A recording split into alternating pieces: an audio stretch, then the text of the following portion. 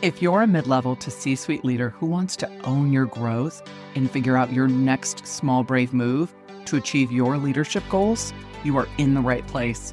Welcome to the Small Brave Moves podcast, a weekly deep dive on how to be braver in leadership and in life for exceptional results.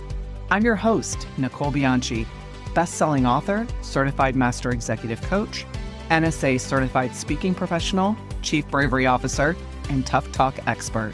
If you're ready to become a better, braver, and more authentic leader, let's dive in.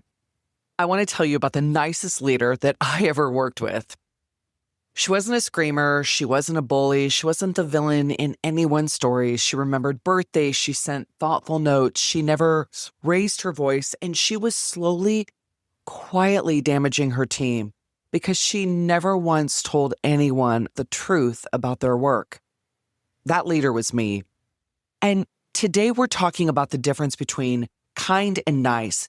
I'm going to talk about it from the seat of the woman who got it wrong for years. So here's the thing that most leaders never get told. Nice is not kind. Nice is a performance.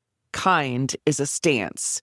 And nice is about how you land in the room. Kind is about what the room actually needs. Nice avoids the hard sentence. Kind delivers the hard sentence with your whole heart in it. And here's what most of us were just never trained to do. We were rewarded for nice our entire careers. Nice got us promoted. Nice got us liked. And somewhere along the way, we mistook nice for good leadership. And here's the line I want you to sit with. Nice is what you do when your comfort matters more than your growth. And kind is what you do when your growth matters more than your comfort. So I was in my first CHRO seat. I had a director on my team, and I'll call her P. P was struggling, and not catastrophically. It was quiet, slowly missing deadlines. Deliverables weren't quite right, and feedback from her peers really started to accumulate. Now, P had had a hard year outside of work, and I saw all of that. And I made a decision. I decided to be soft with her because she was going through so much, and because I couldn't stomach being the person who added emotional weight and weight to her load. So I softened. In our one-on-ones, in her reviews, in the feedback, I waterboarded into gentleness before I even brought it into her. I told myself I was being kind, and 14 months later, I had to let her go because the performance had degraded past the point where I could keep protecting her from her own trajectory. And when I sat across from her and told her this, she looked at me and said the sentence I will never forget. Nicole, why is this the first time anyone has told me this? I didn't have an answer because the answer was I'd been telling myself all along I was being kind, I was being nice. And nice cost her 14 months of a career she could have course corrected if I had been brave enough to tell her the truth at what I saw. Now, here are the 3 signs that you're leading nice, not kind. And listen for yourself. So sign 1, you've had the conversation, you've been rehearsing it in your head for more than 30 days. You know exactly what you need to say. You know who needs to hear it. And every time the moment comes, you soften, redirect, postpone. Well, that's not kindness. That's avoidance in a nicer outfit. Sign 2, the people on your team are surprised when they don't get promoted, they don't get the role, they don't get the offer. And if your team is surprised, you've been performing nice at the expense of their careers, their growth, their development. Kind leaders don't produce surprise teams. Sign 3, you leave hard conversations feeling relieved instead of clean. Relief means you got out of it. Clean means you told the truth. And those feel different in your body. And if you've been feeling relieved, you've been performing nice. So let's just name it. That's the first step out. Hey, senior women leader, if you're the one everyone depends on, the one leading the team, carrying the pressure, managing the expectations, solving the problems, and quietly holding it all together while feeling completely exhausted underneath it all, I want you to know I get that. I've been there too. And more importantly, you don't have to keep leading this way. And that's why I created the Brave Lead Her Ship Retreat experience. My retreats are intimate, luxurious, and deeply transformational, designed for the high-performing women leader who are ready to reclaim their energy, elevate their leadership, and stop overfunctioning their way through life and work. It's not a conference, it's not surface level networking or another room where you have to perform, prove, or hold everything together.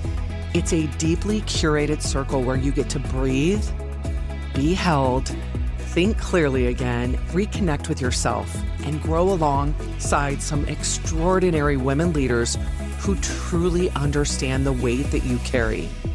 Every detail is intentionally designed to support that, from the luxurious accommodations to the all-inclusive experience to the executive level coaching, brave conversations, integration time, and restorative wellness experiences woven throughout the retreat. You'll walk away with greater clarity, stronger boundaries, renewed energy, and a completely different way of leading that your team and your family will feel immediately. If that sounds exactly what you need right now, I'd love to personally invite you to explore one of my upcoming retreats at the link in the show notes. Maybe I'll see you soon in the rolling hills of Tuscany, or on the quartz sand beaches of Siesta Key, or maybe even in the energy vortex of Sedona. I'd be honored to hold space for you at the next Brave Leadership Retreat. Now, here's what changed for me, and it changed everything for me that moment with P, when I stopped asking, how do I say this without them getting upset? And I started asking, what does this person deserve to know? What's most important for them? How do I share it in a way that they can hear it, understand it, and do something about it? And those are completely different questions. So the first one is about me, right? It's about my comfort, my avoidance of the moment, how I feel. And that's selfish. And the second one is about them, their growth, their career, their right to the truth. And here's what I've come to believe after years of coaching leaders through this. Most of what we call leadership problems are self-leadership problems. We spend so much energy trying to manage the room, manage the outcome, manage the other person's reaction, that we haven't done that deep inner work. And the hard conversations don't get easier when you master the other person.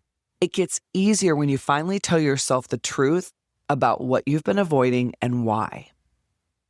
That's the brave move underneath all of it, not the conversation with them. It's the conversation with yourself first. So here's your small brave move of the week. Pick the conversation that you've been rehearsing. You know the one. Before you have it, ask yourself one question. And not, how do I say this without getting them upset? But what does this person deserve to know?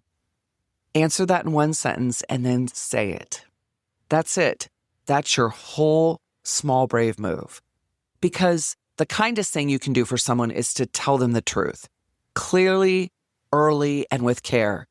It's not harsh, it's brave. And brave is always the kinder choice. If this episode hit home, share it with a leader in your world you know who is leading nice and calling it kind. They'll recognize themselves in it, and the recognition, the self-awareness is just the beginning. And if you're ready to build this kind of brave conversation culture inside your organization, whether that's a keynote, a workshop, or a deeper engagement, I would love to bring this work to your team, because when leaders learn to lead kind instead of nice, everything changes. My contact info is in the show notes. Until next week, kind tells the truth. Thank you for joining me for this episode of the Small Brave Moves podcast. If you're wanting to take this work even deeper, I'm here to help. From engaging in inspirational keynote speeches to transformational coaching and workshops for leaders and teams, page-turning books, online courses, and enlightening leadership development retreats.